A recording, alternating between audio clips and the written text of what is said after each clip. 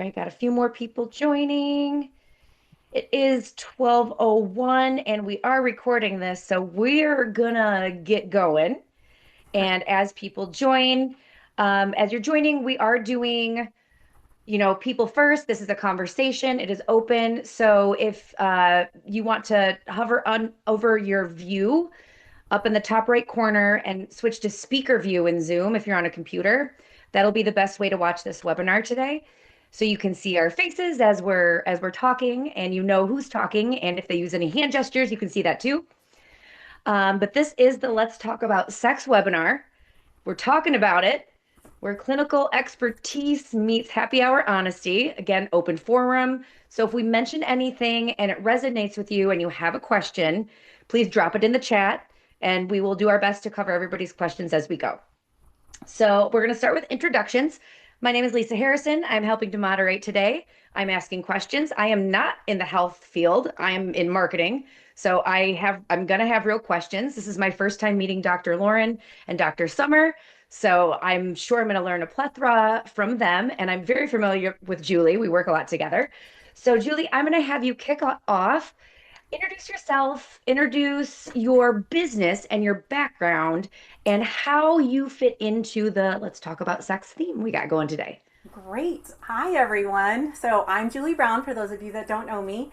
I am a board certified nurse practitioner. I am licensed in Florida and Colorado. I run a currently 100% telemedicine based functional medicine practice called The Functional Difference. And it's where I focus on root cause care, especially hormones, metabolism, and our nervous system health. What kind of had me explore and get certified and open up my own practice was walking through my own personal journey in the conventional space and being told my symptoms were just high stress. It's just this chapter in life. And I decided that I did not want to take that for an answer. And in doing a deeper dive through functional medicine, got to the root cause, and I've been symptom free ever since. So that's my passion for the functional difference, my telemedicine practice. As in regards to the topic today, sexual health is not separate from the rest of your health. It's a reflection of your hormones, your stress load, your gut health, like the relationship with your body, and even your sense of safety, which I'm sure Dr. Summer and Dr. Lauren will allude to when we start talking about those specific pelvic floor questions.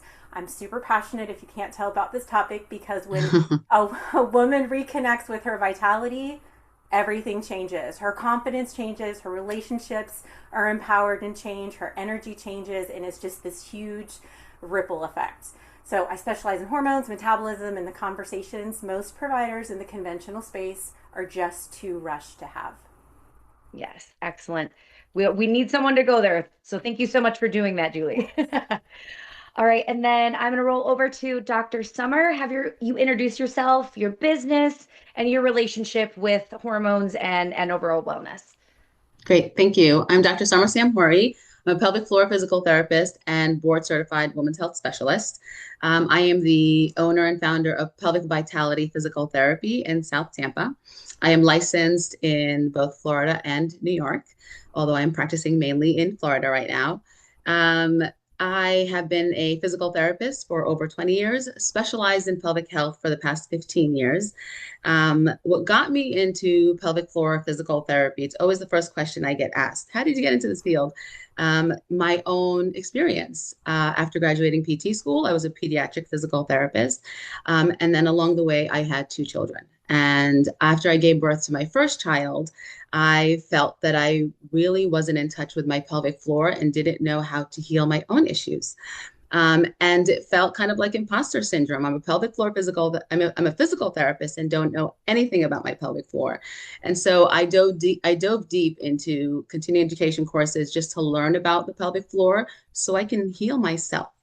And once you start learning, it's just an explosion of information. And I became so emotionally overwhelmed with how much I didn't know and how much I was, wishing that someone had shared with me or told me during my pregnancy and postpartum process, that it didn't feel fair to keep that information to myself. I had to share it with every woman I met. And then, of course, along the years, it has evolved into also treating men and children because they have pelvic floors too. Yep, that is interesting because I immediately think of women and birth, and you don't really think of men that much. And I'm sure we're going to get into that because Absolutely. it affects things. Mhm. Awesome. Well, thank you so much for joining us, taking the time out of your day. We're going to roll over to our third presenter, Dr. Lauren. Introduce yourself, your background, and your relationship with the subject matter. Hi, I am Dr. Lauren Kriz, and I am also a pelvic floor physical therapist. I took a little bit of a different path to get here. Physical therapy is actually my second career.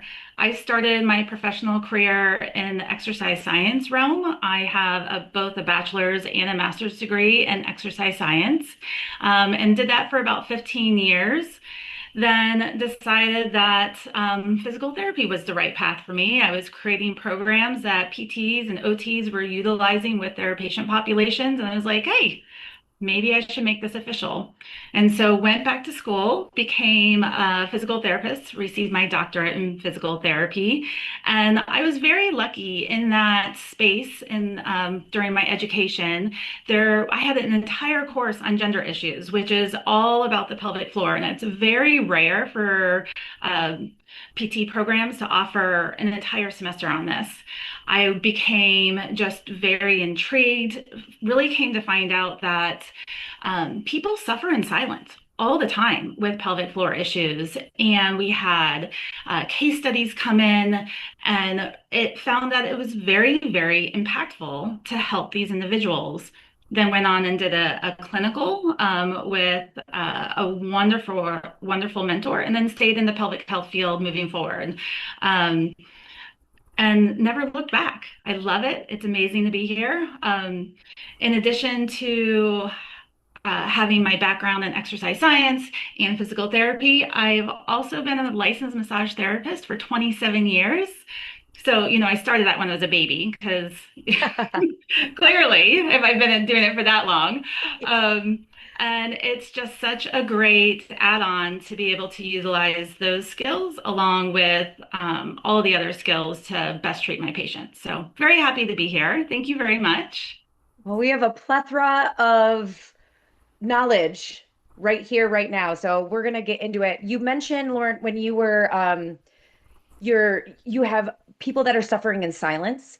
What Yes. is the number one thing that you think people suffering in silence, it's a pelvic health issue?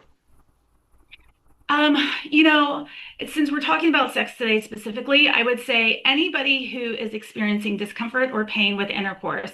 And as Summer has already said, that's not just women, that is also men. By the way, men can experience painful intercourse as well. Um, and they don't talk about it. Neither gender talks about it. So, I'll have a lot of patients that will come in and they're just not sure if it's normal or not. They'll ask questions about like, well, should I enjoy it? It feels a little uncomfortable. What's normal, what's not normal. And so that's a really good indicator that there is some sort of pelvic health dysfunction. Yes. So I'm gonna go flip to Dr. Summer now. When you say like discomfort, I'm have painful sex. What does that mean? Like what kind of pain am I feeling? Pain can occur with initial entry. Pain can occur with deep penetration. It can occur with thrusting. It can occur with orgasm. It can just be no pain, but a significant fear of intercourse. So Oh, pain can come in many ways. It can be physical and it can be emotional as well. okay. Is that the Mhm. same with men? For men, Pain? usually they can have pain with erection, they can have pain with ejaculation, and they can have pain with orgasm. Interesting. Okay. Yeah. Yeah. When you say like there's discomfort, sometimes you're like, well, what does that mean? So that helps kind of clarify where we're going. Um, Julie, why is sexual health a vital sign of overall well-being? Great question. When I think of vital signs, typically people think of like their heart rate, their respiratory rate, their blood pressure, and things like that. But in my functional medicine practice, I like to really reinforce the importance of also talking about sex health and libido. And I feel like it so makes me so sad because we all deserve this deep emotional connection through sexual health. So I want people to hear like libido is not a luxury. It is one of those vital signs as well that is really important. It's one of our biomarkers, just like we look at everything else. Sex is one of the things. I talk about movement, I talk about hydration, I talk about protein, but I also ask you, if you're willing, I want you to know that I'm a safe place to talk about all things sex related because I want that to be an important, healthy indicator in your life. So when people, when women will say, primarily women or who see me, I do treat both men and women, but women will say, I just don't feel like myself anymore. That's usually when I'll dig a little bit deeper into the sex health indicators and just asking, okay, like what's out of balance? Let's talk more about this. So a simple way to say it is like if your desire has disappeared, think of it as like your body filing a complaint. And I'm always trying to help you interpret that fine print that goes along with it. So libido is about adequate blood flow, emotional connection, as Dr. Summer and Dr. Lauren have already mentioned, calm nervous system, feeling safe, balancing your hormones. It's not just testosterone. There are so many other pieces to it.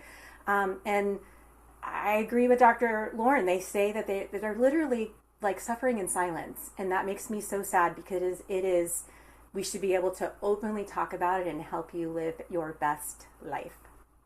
Yes. So if somebody watches this and they go, "Oh my God, this is me," what would you recommend as a first step of action for them to take? Julie.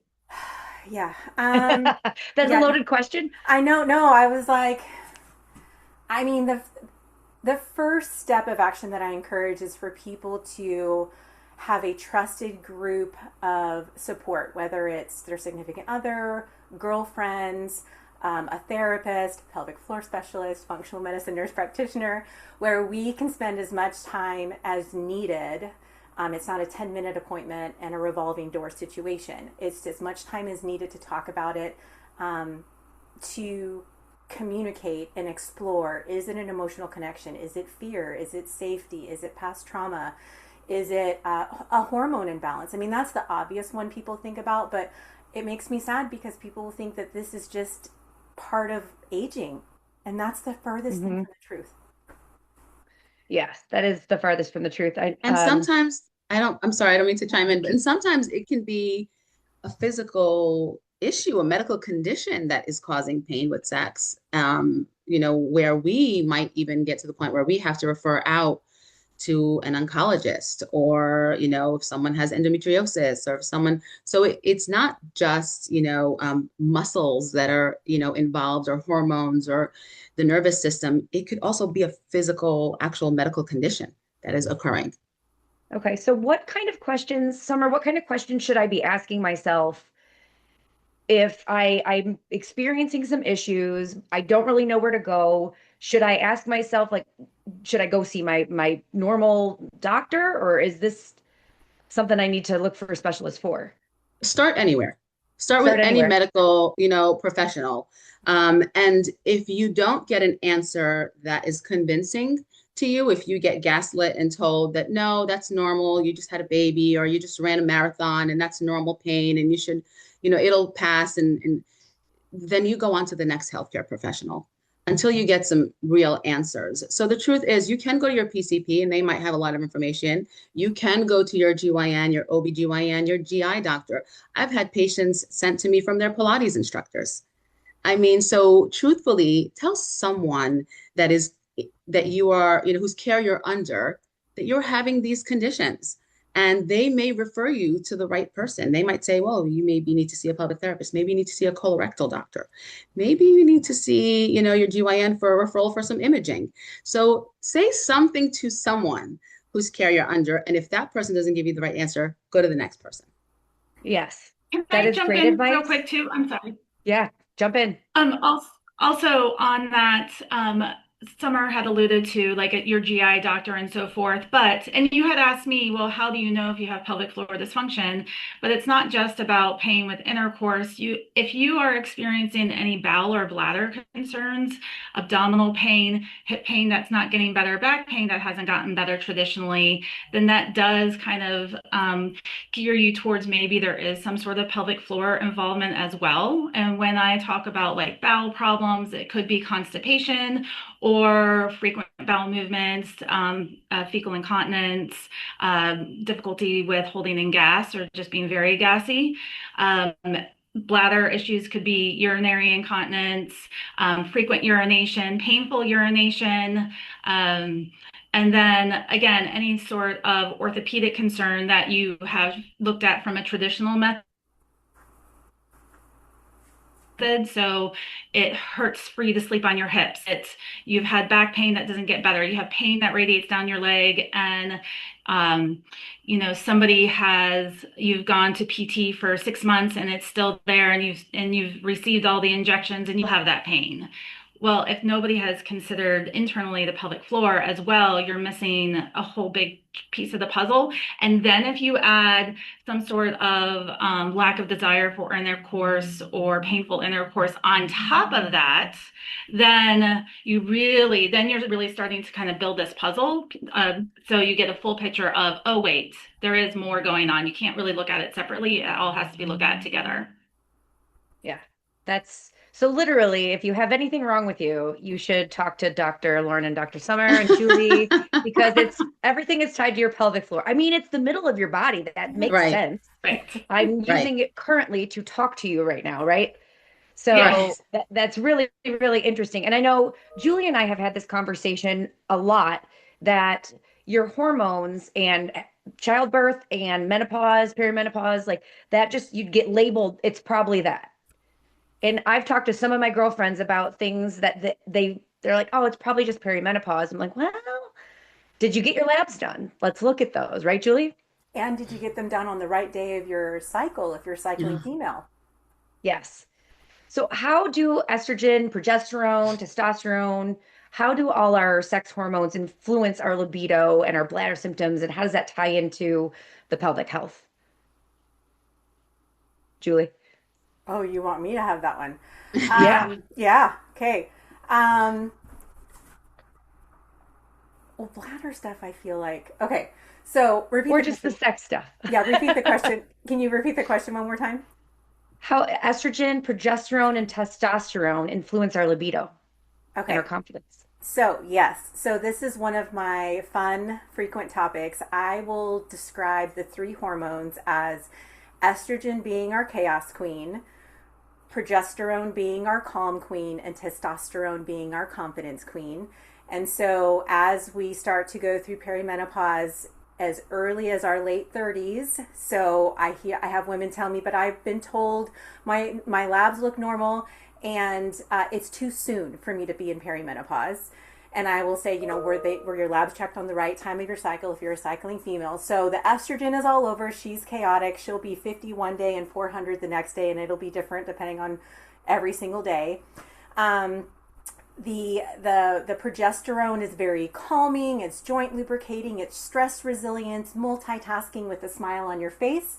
So if you are normally happy Energizer Bunny and have been and hosting all the parties and doing great, and now you're just grumpy and irritable and edgy and not sleeping well, that's usually progesterone affecting all of that. And then testosterone is not just for libido. Women and men equally need it. It is energy, it is muscle recovery. Yes, there's a libido component, but self-esteem, those three hormones are needed to be balanced always. It's bone protection, brain protection, heart protection. All of those are interrelated and need to be balanced, and as we age those decline. Men lose their testosterone also over time, and they're quickly prescribed testosterone replacement therapy. Women also need the same thing when it's appropriate. Based on, I have to look at the whole puzzle, make sure it's appropriate. Yeah. The whole puzzle is a complicated puzzle, Yes. and everybody's different. So that's a fun game for y'all to play. Yes. Yes. It is, there are no cookie cutter protocols. It is personalized care for you. hmm And I know, Summer and Lauren, you've both mentioned there is a mental piece of this game. So there's like the hormonal piece, there's the literal physical piece, your muscles, and there's the mental piece. For someone who is feeling disconnected from their body, how would you determine what's mental, what's physical, and what might be hormonal? I don't know, Dr. Summer, you want to kick it off? Sure. It's super important if you have had any trauma in your life, that you interview and look for a healthcare professional that is trauma informed, right? So that's first and foremost. You want to be treated by someone who knows about your trauma, is trauma informed, or you may not have trauma at all.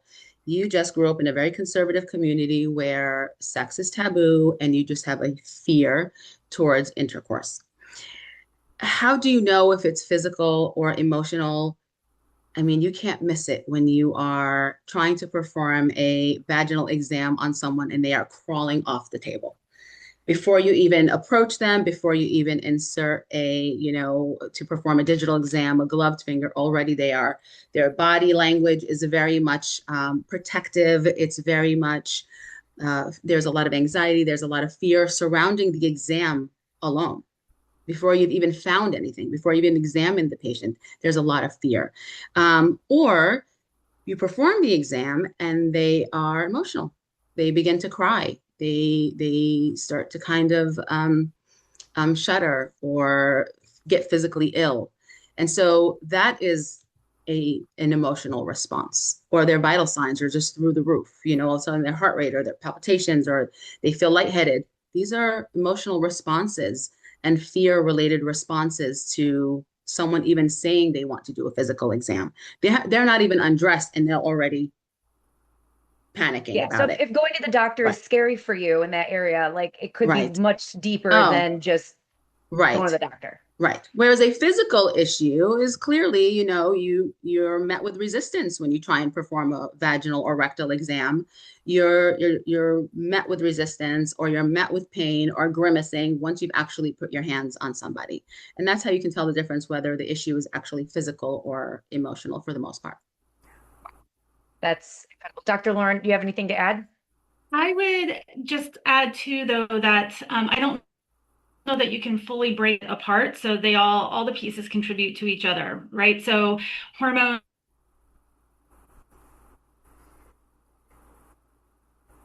affect pain with intercourse. Now you've started to have pain with intercourse, and now you associate intercourse with being painful. And now that association then leads to your muscles tightening up before the active intercourse even begins, right? So it all kind of like snowballs on each other. I have had a lot of patients say, well, is it just in my head? Is it all mental?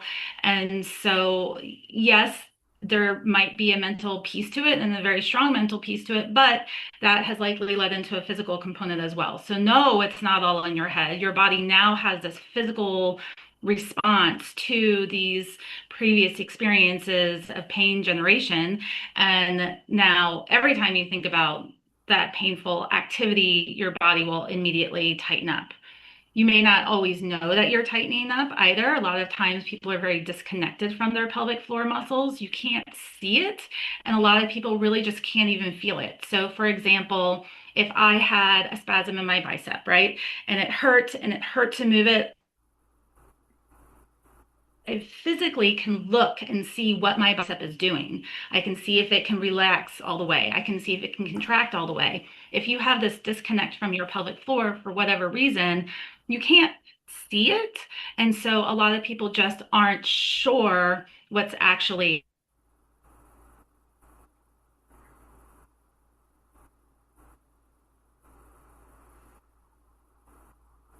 All right, excellent.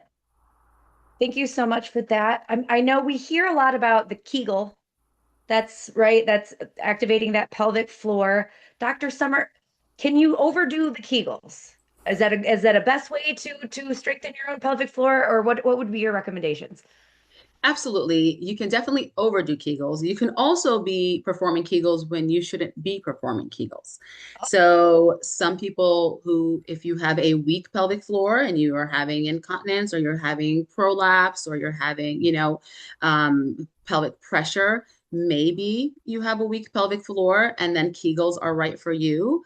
But if you are having pain or pain with intercourse or pain in your hips or pain while exercising, any kind of pain, you actually shouldn't be doing any Kegels. You should be doing reverse Kegels or pelvic floor muscle relaxation so that you don't further this injury that is occurring. So, just the way you can actually have a spasm in your back, you have muscles in your pelvic floor, you can have a spasm in your pelvic floor and further that spasm and cause more injury to your pelvic floor.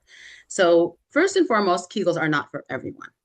And so the best way to know whether Kegels are for you is to have an assessment performed, have someone actually perform an assessment, pelvic floor physical therapist perform an assessment and inform you whether or not you're actually Kegeling all the time and in this constant clench, or if you are super weak and you cannot even find these pelvic floor muscles. And again, I also want to emphasize you don't have to have a digital exam to find that out for people who are afraid of digital exams. We have other techniques that we can use, like biofeedback, where they can visually see their muscles. We stick electrodes externally onto those muscles, and they can see them on the computer screen. So there are non-internal ways to find out whether you have tonic muscles in the pelvic floor or hypotonic muscles in the pelvic floor. So weak or high tone pelvic floor muscles. Now, let's say you are someone who requires Kegels and you have weak pelvic floor muscles. Can you overdo it? Yes, you can overdo it because the job of your pelvic floor muscles is to support your organs so they don't fall out of your body and to keep your holes closed so you don't pee and poop your pants, right? But Yep. if you overdo Kegels and you've done 100 today, well, now these muscles are so tired, they can no longer do their jobs. So some people will say, well, now I'm leaking more. Well, because they're Okay. tired. You've overdone it. So Right. just like a gym routine where you do back and buys one day, you Right. should maybe rotate days. Don't do 100 every day or whatever. Absolutely. So obviously, that program can work up towards what your ability is and in different positions. But yes, you can definitely overdo it. Okay. You mentioned reverse Kegels, which is something that I don't know that I have ever heard of. Could you go a little bit more in depth on that one, please? Absolutely. So if your pelvic floor muscles are already contracted, Right. you want to focus your energy and your practice in releasing those muscles. And that is a lot easier said than done.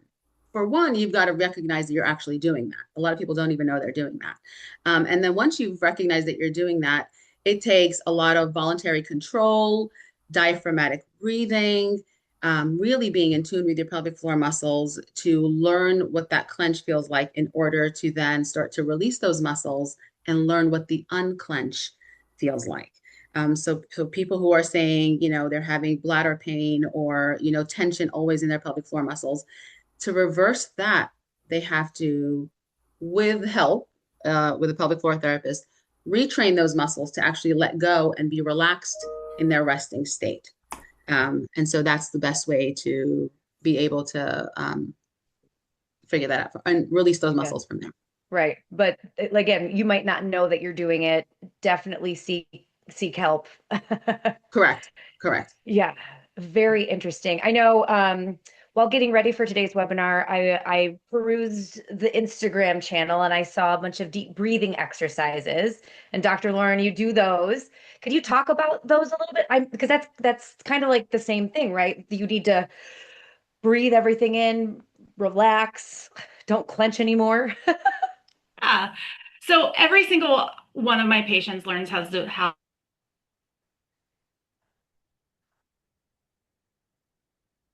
breathe. It doesn't matter if they are breathing. So with the deep breathing and in my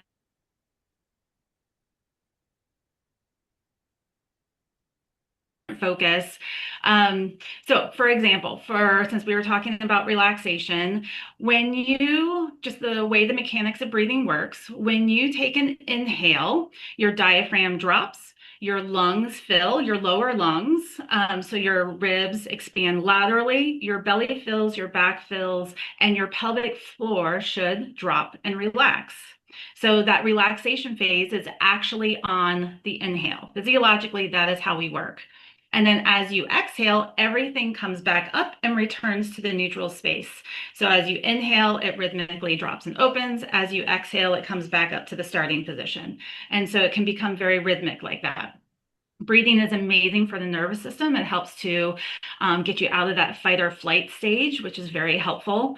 When we're in fight or flight all the time, our muscles have this tendency to clench, whether it's our pelvic floor, our abdominal muscles, our jaw, our shoulders, everything, right? We kind of clench everything.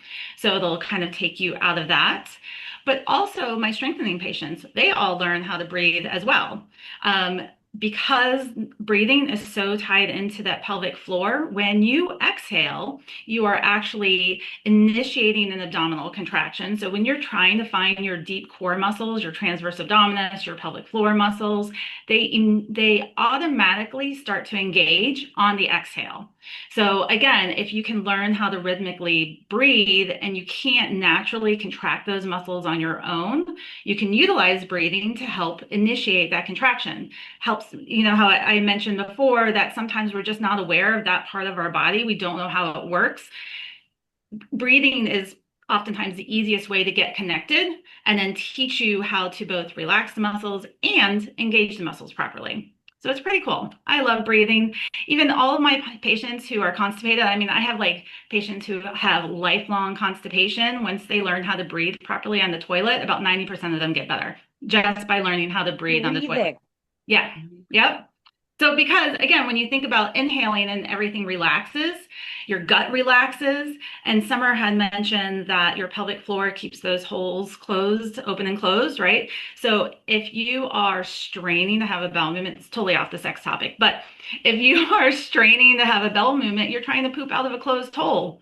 Versus if you can inhale and relax and those holes open and relax too, now you're pooping out of an open hole, and that makes things so much easier. Well, look at Who that. knew? I mean, it's all connected. And breathing, just simple. Well, I'm amazed how just walking can transform people's health. Just walking, Yeah. just breathe and walk. If we all just spent more time breathing and walking, we'd be a much healthier society, right? That's true. That's true. Oh my gosh. All right. So back to Julie. I know we talked about some exercises that we can do to help us with our pelvic floor health, relaxing, contracting. What do you think is something like on the hormone and functional medicine side that we can do to protect our pelvic? To protect our pelvic floor. Is that what you said? Yes. I mean, obviously, having an amazing pelvic floor specialist on your medical team is advised because they are the specialist in this area. From my perspective, I focus on things like hormone balance, cortisol balance, hydration, movement, good restorative quality sleep, evaluating stress levels, because if your cortisol is elevated, that's reducing blood flow to the genital tissue, which can then decrease the lubrication.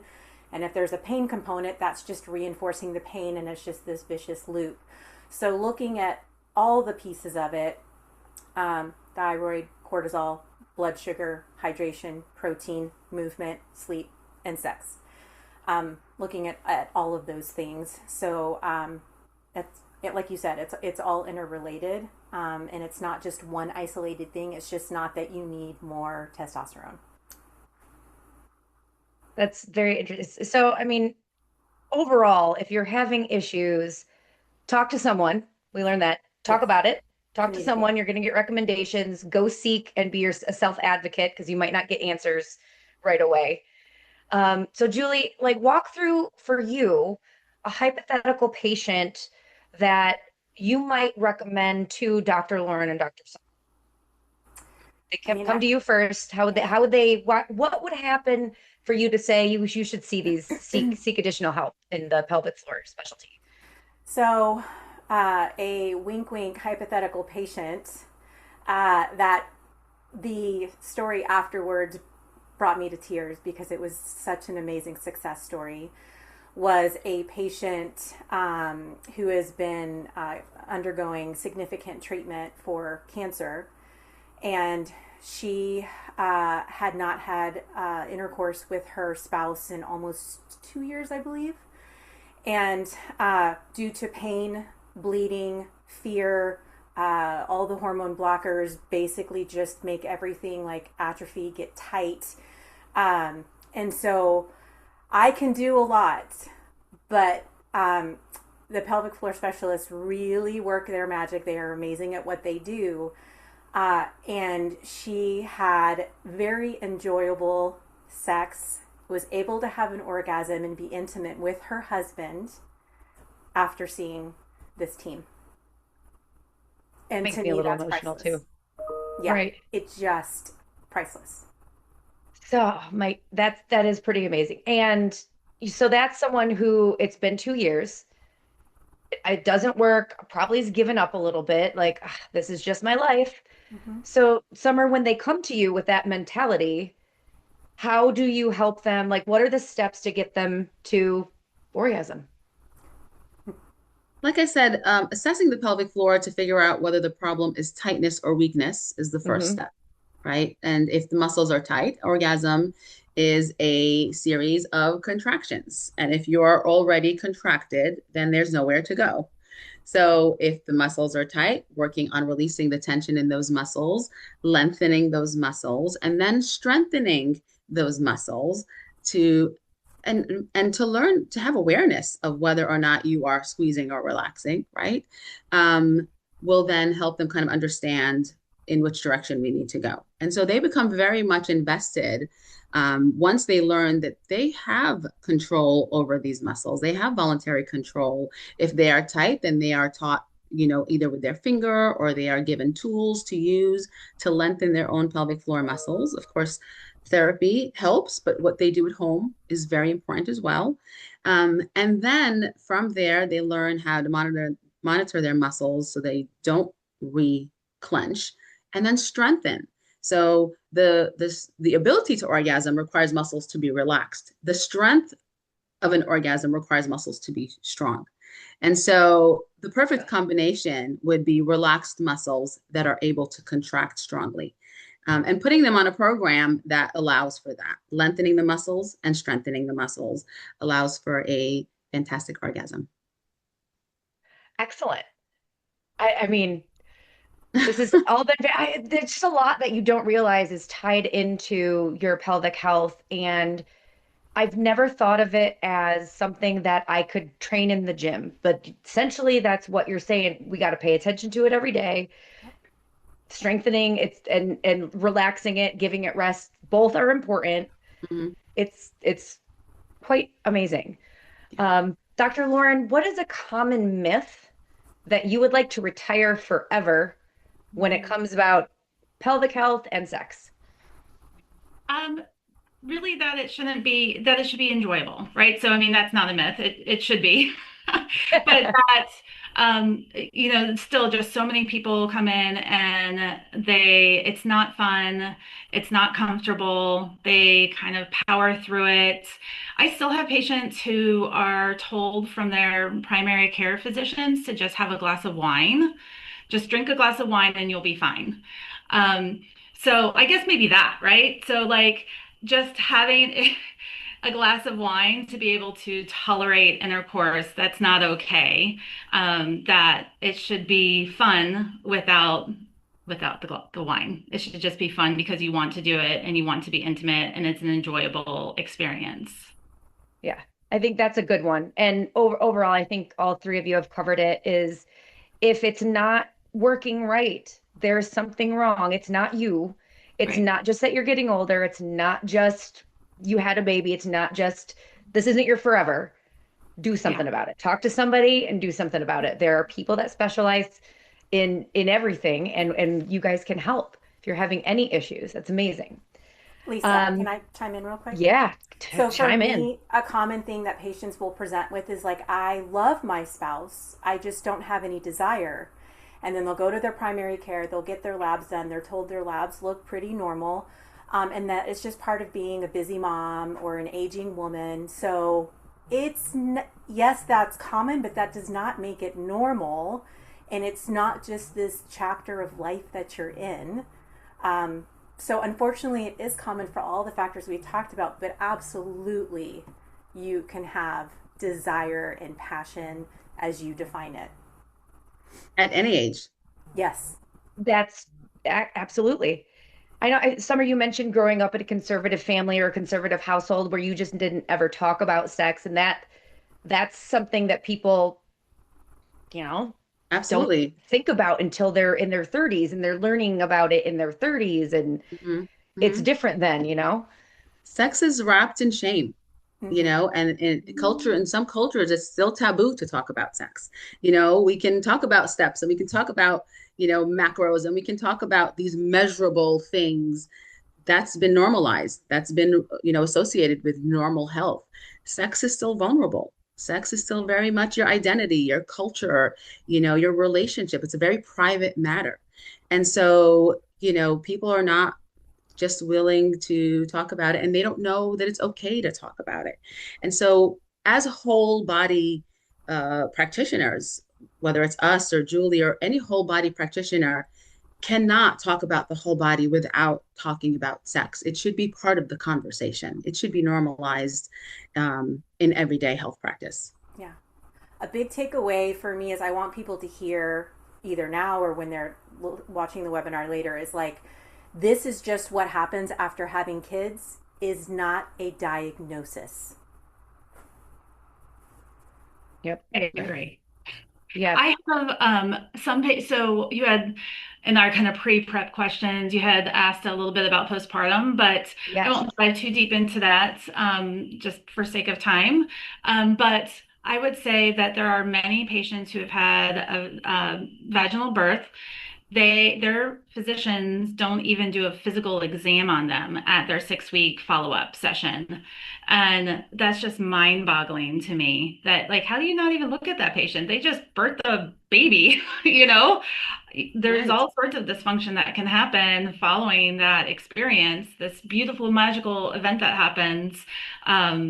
But a lot of times women are not okay afterwards. Hmm. And I don't know. What are some typical things that you see? I know it's like the recti diastasis, the thing in the middle. I Right. know that one. What else? Right. What else is? Correct me because I know I said that wrong. But That's okay. what are the most common things women see after, like in that postpartum time frame that drive them to not have, quit having sex with their husbands? Sure. So the it's diastasis recti or diastasis recti. They are both proper, and that is a separation of the abdominal tissue. So if you think about everybody has like their six pack abs right down the middle of their belly. You have something called a linea alba that sits between each abdominal muscle, and that can become separated in both men and women, by the way, just with anybody who has a growing belly. Um, so it's not everybody thinks about it for pregnant women, but it's anyone who has a rapidly growing belly can end up with diastases. And it impacts the pressure system of the abdomen. So Mhm. your abdominal muscles should be able to control pressure. That helps with bowel, bladder, sexual function, and that's disrupted at that point. But and then addition to that, if you are a lactating woman, then you Mhm. still have a lot of hormones that are coursing through your body. So during pregnancy, you hear a lot about ligamentous laxity. So yeah, some women end up with that kind of waddling walk, and it's just because they're trying to find stability in their pelvis to walk safely and without pain because the ligaments in the pelvis just get more lax so you can birth a baby, right?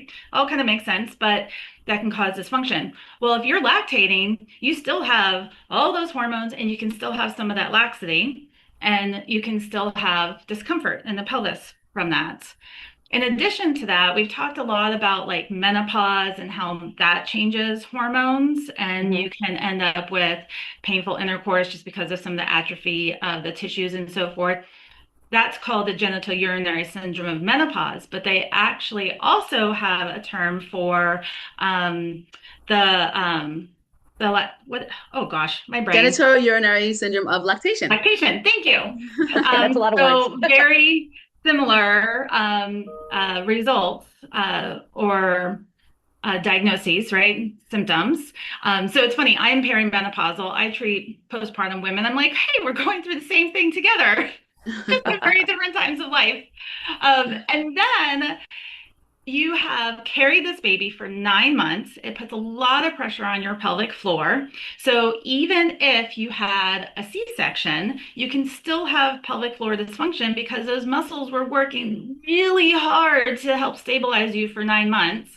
So you don't have to actually push and go through the birthing experience to have some sort of pelvic floor dysfunction.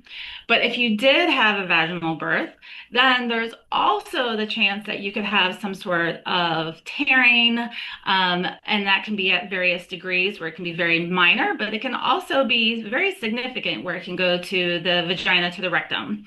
And then that can impact your ability to have a comfortable bowel movement. And then you want to have sex. So you might be all clear to go at 6 weeks, which is considered like a typical healing time, but you're exhausted, you have or you're caring for this new child, and your pelvic floor might have been disrupted of some sort, whether again Mhm. just from overworking or from some sort of trauma, and then you want to stick a penis in me, right? So uh, Yeah, right. So that right. can be a little daunting for some people, and Yes, it can be a little scary, and in the truth, a little painful too. So we have right. to help them reconnect to their body, determine what's going on, and then help them on a path to be comfortable again and have a good functional pelvic floor that then you're ready to have intercourse again. Yes. I know both Julie and Summer are nodding feverishly the entire time there. Yes. Can So, I Summer, piggyback on that, Lisa?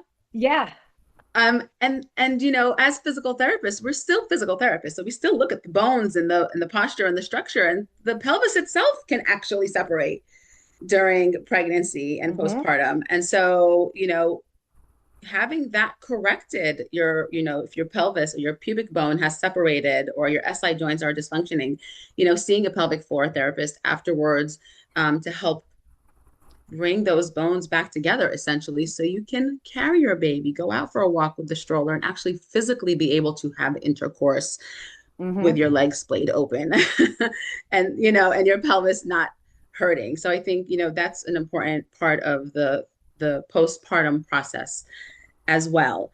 But you also asked, you asked Julie how she knows when it's time to refer to a pelvic floor physical therapist. Well, I'm going to tell you, and we know it's time for us to refer back to Julie, yes. because if we evaluate this pelvic floor, whether it's a postpartum mama or it's a menopausal woman, these tissues may be tight, they may be weak, but the actual tissues themselves may be red or irritated or atrophied or dry, super dry, not plump the way muscles should be. And you can clearly tell the presentation is telling you this woman is desperate for some vaginal estrogen.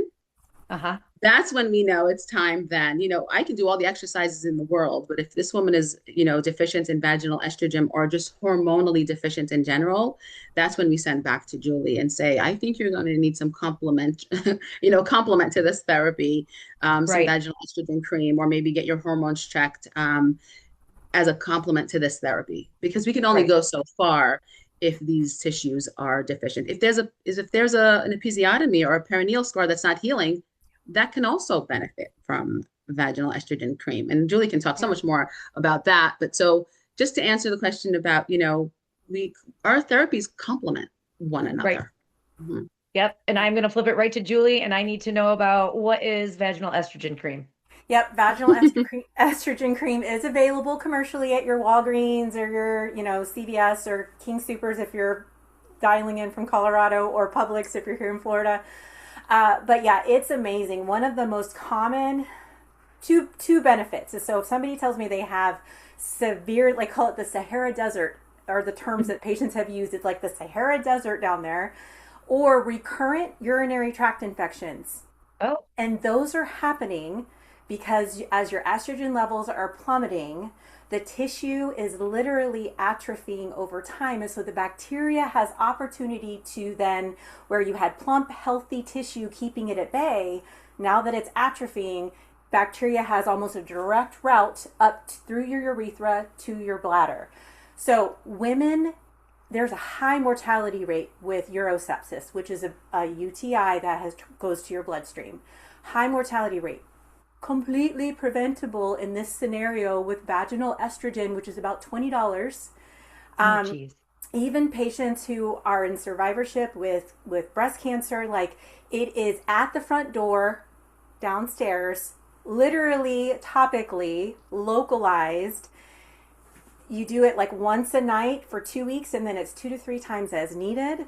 I had a 45-year-old patient suffering from 4 to 5 UTIs a year. She had antibiotics on refill, and they just said it was her anatomy, or maybe she needed to rearrange her sex routine with her husband of 35 years who she's madly in love with. So they thought it was something they were doing wrong to create it to happen. She has remained UTI free with vaginal estrogen since last May. Why don't we know about this? It's not right or wrong. It's just not the level of training that in the conventional space we get. I didn't get this level of training in the conventional space. I got it when I went through the functional medicine training, when I, as a patient, knowing better, did a deeper dive. And that's why I'm Hmm. so passionate about what I do now, because now I can tell patients, no, no, no, I've been on both sides. I see you, I hear you, I believe you. And the UTI thing is not something that people realize is possibly preventable. And there's a high mortality rate with that.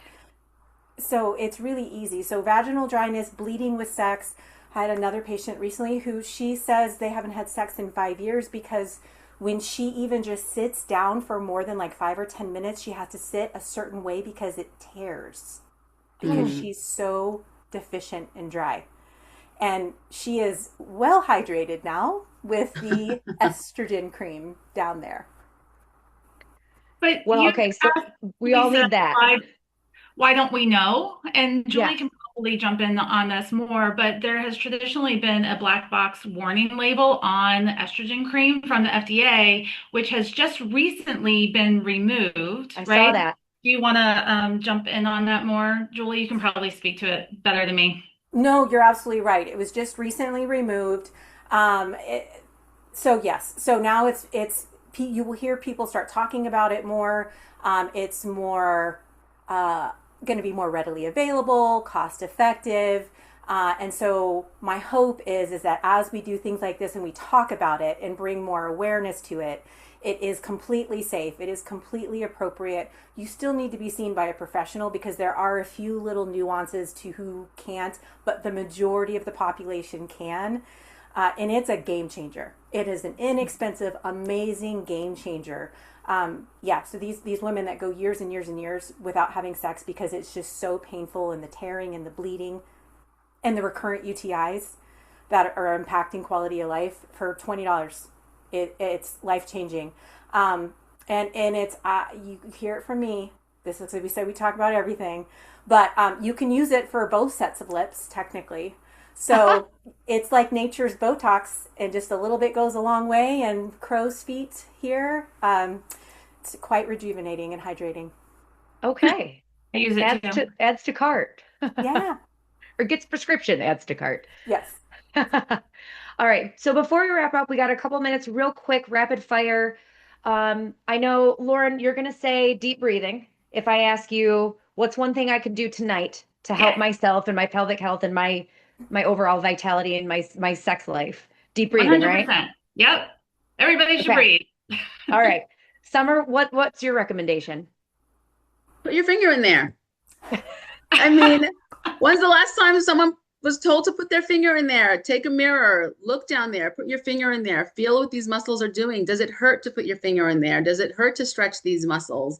Does it hurt to, kind of move your finger around like a clock in the vaginal opening? And if there is pain, where is the pain? And tell a doctor about it. Can you squeeze Beautiful, your muscles? Can you relax your right? muscles? I mean, really get to know those muscles. Get to know yourself. I love that. Yeah. Julie, what about you? What's one thing Uh, that I can do tonight? Communication, and calm bodies crave connection. Oh, that's Oh, beautiful. That is Julie, beautiful. I you know. had so many good things. Oh, I love libido is not a luxury. Calm bodies crave connection. yeah. You also said it's not all about testosterone. Yes. So many Yep. I Pearls. the one-liners from Julie now. She's I very did good my at them. homework. I tried. All right, Dr. Lauren, if someone watches this and they want more information from you, where should they go? So they can go to our website, which Summer and I, although we're two separate businesses, I am Cultivate Pelvic Health. She is Pelvic Vitality PT, but we actually work out of the same space and we share a website. So our website is www.tampabaypelvic.com. And then also all of the social media sites. So for me personally, I'm cultivate underscore pelvic underscore health on Instagram, cultivate pelvic health on Facebook. Um, I'm on TikTok. I think it's Dr. L. Chris. And then a YouTube, which I don't remember what that is offhand. I'm not great at posting on that. I need to get better, but But website's the best place if they're looking for more information, want to connect with you, maybe schedule an appointment. yes, absolutely. Website's good. And you can, even from our www.tampabaypelvic.com, you can, there's a button to click to schedule to book your own appointment. And then we also offer free 15-minute Zoom calls with us, so a webinar call. So you can, if you're not sure, if you would like to connect with either Dr. Summer or myself like this virtually, you can do that for 15 minutes as well. Oh, excellent. Okay. If you have more questions, that's the best place to go is the website. Same for you, Dr. Summer? Same for me. Free Website. consult is the best way to talk with us individually. Go online, book your free consult, and we'll get chatting. Excellent. Julie, what's the best way to connect with you? Same website, so www.thefunctionaldifference.org. And I do also offer free complimentary discovery calls to talk about your concerns and your goals and to see, do we need to focus on hormones? Do we need to focus on metabolism? Do we need to focus on gut health? And, tease those things out on a Zoom or a phone call for 15, 30 minutes and then determine next steps. So it's a book a call button, multiple places on my website, thanks to you. Everywhere, every page. Yes. No, it's excellent. Thank you so much for joining us and having a real conversation. Talk to somebody was my biggest takeaway because I found functional health the exact same way all of you guys did. I had a personal issue. Traditional medicine didn't help me. I went down a rabbit hole and ended up with functional medicine giving me my hearing back, which was Wow. crazy. Wow. I had like a weird allergic reaction. My ear canal like swelled shut. It was very weird. But food, it was a food thing. It was food related, which is crazy. Same. Amazing what you can learn when you are an advocate for yourself and you don't take, oh, you're just getting older as an answer. Yeah. Yeah. Or a glass of wine will help you relax, Right. Yeah. which makes me roll my eyes like, Yeah. what? Me too. Yeah. Yeah. I know. All right. We're coming up on 1 o'clock. Anybody have any final thoughts they want to cover before we wrap up? No, this No, was take No, wonderful. care we of got it. yourself. Take care of We We each did said other. not we didn't follow our script at all, but we started having conversations like I have real questions. it. We're gonna go for it. I love it. And I think it Good. was great. Thank you so much, everybody, for joining us. Definitely check out both websites and connect with Lauren and Summer and Julie if you're having any issues or you have any follow-up questions. They're fabulous. I just fell in love with Lauren and Summer because I just met them, but I've Thank loved you. Julie for about a year and they're amazing. So thank you so much for your time, ladies. I hope you have a wonderful afternoon. And it must be beautiful to just change people's lives daily. It It truly really is. is. It is. Yeah. Well, I appreciate all three of you. Have a great afternoon, and we will see you guys later. Thank you, Bye. Lisa. Bye. All right. Bye, everybody. Bye.